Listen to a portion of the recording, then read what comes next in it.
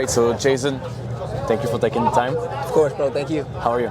I'm chilling, man. I'm good. I'm Yeah. good. We played early. Now I get to enjoy this wonderful festival. So I'm good. Yeah. Yeah. I want to start with this because my name is Aziz. I'm a musician. Yep. I'm a content creator.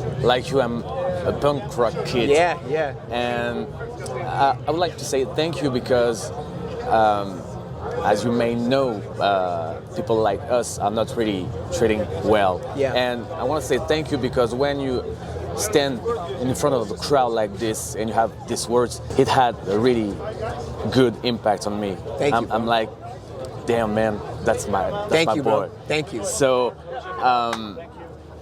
the fact that you say that we matter, it's really important for me because I'm in this scene since maybe teenager, something like that. Yeah. And I was like, I need to find someone like you, and there we are. Dude, I appreciate you. So thank you. How can you find this power, this energy?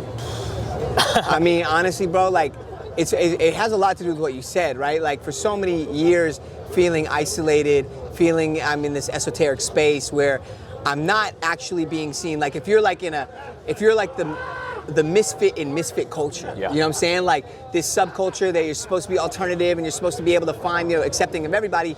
I came in and still found these isms and found these microaggressions, and I found these things that were just like not making a comfortable space for me to be in, the space I'm supposed to be comfortable in. Yeah. So I think when I started playing music in a band and I was able to sort of take this sort of power and be on stages and use these platforms, it's almost like I'm duty bound to go up there and speak to that kid that I was and that I still feel I am a lot of times, speak to you, speak to people like us, and really go, nah, don't worry, like I'm putting out the bat signal, like we're here, you know what I'm saying? There's a lot of us here, but I think that it being a predominantly, largely white male space, it can be difficult when you don't see yourself reflected in the scene, and then you question yourself inherently, like, well, is this for me? And then you got the other side of it, black culture, they'd be like, oh, that's not for you. What are you doing? That's not what we do, So you're just trying to find a balance, especially in this rock shit. But I just feel like I'm lucky and I'm blessed to speak to you and people like us, and then of course to be, like I said on stage, encouraged by everyone in this scene to be here. Yeah. I'm just lucky.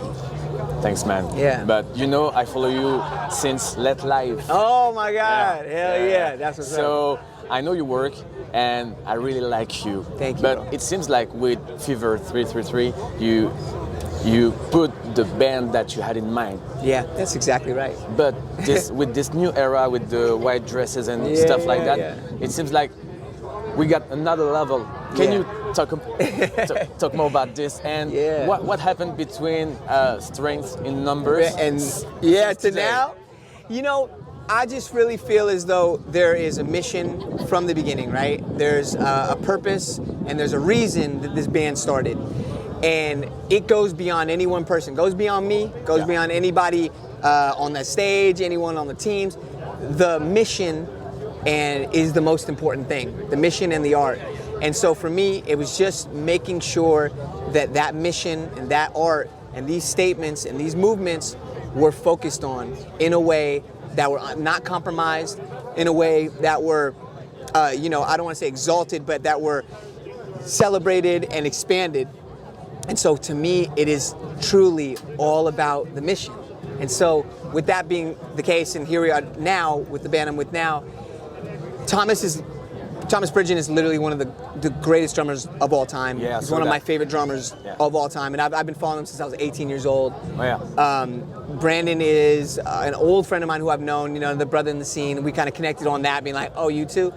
and April is just a wonderful, young sister that is incredibly talented. I followed her on Instagram. Oh, she's amazing. Before, right? Because she's killing it. Damn. Yes, she's amazing. She's amazing. And we all sit in the same space, ethically, of course, and ideologically, of course, but also our efforts and what we want to do and why we want to do it. We've removed our ego and ourselves from that, and we're all here to establish, to prop up the mission. Okay. Yeah.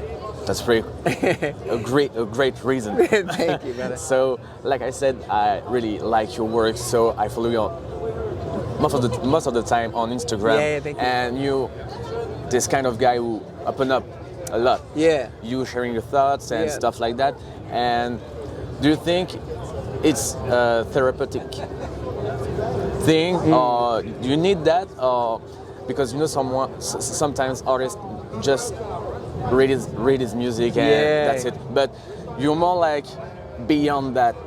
Yeah, I'd hope so. You know, I really believe this. I believe that who I am as a person is different than who I am as a performer to the world, Yeah. or at least should be. When I'm on stage, I combine the two people, of course, and that's, you know, that's part of the art of performance. But who I am as a person is a dad. I'm a friend. Like, I'm a homie. I'm a fan of music. Like, that's who I am as a person. I don't roll around the world the same way I do on stage, you know. And there was a moment earlier in my career where I was much more withdrawn, and I wasn't as vulnerable publicly unless I was on stage. Yeah. And what I found is that, again, the person that I needed to see, I need to be that person now. And I needed to see a young, like, you know, person of color saying it's okay to talk about your mental health, even though your block is saying, like, don't be vulnerable. Yeah. It's You're on a the table deficit. to try. Yeah. And so I needed that, and I know that now. So again, it would be remiss of me not to be honest with the world like that, and try to separate myself a little bit from just being this guy in this band. Yeah. You know? And you're not scared to be attacked by some of the people who got bad intentions. Yeah, nah. You're not scared Fuck of those that? people. Yeah. Nah.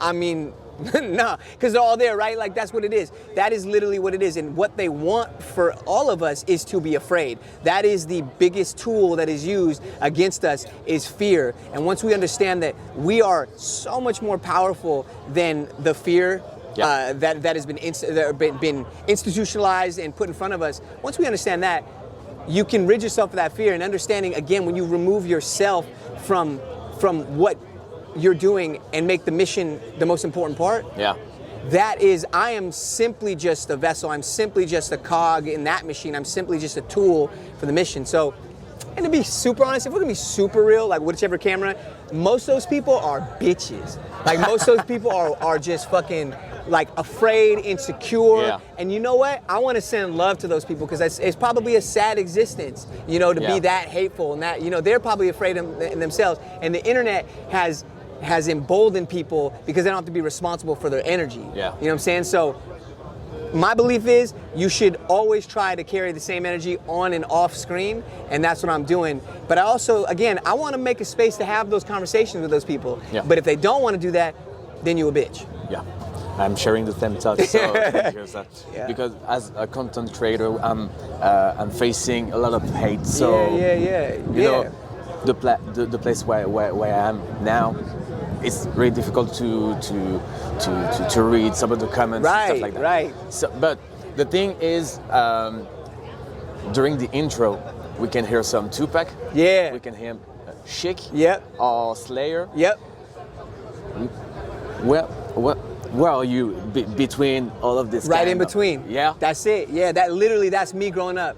Tupac, Slayer, Black Flag, fucking, you know what I'm saying? Like, that's me. Like, and that's what that is. And that's what, this is all leading up to the new album. Okay. And the new album is going to be very, very ostensibly, clearly a melange of all those things. The last question is, if you have to describe Fever 333 just in one word. Power. Thank you. My man. Appreciate you, brother.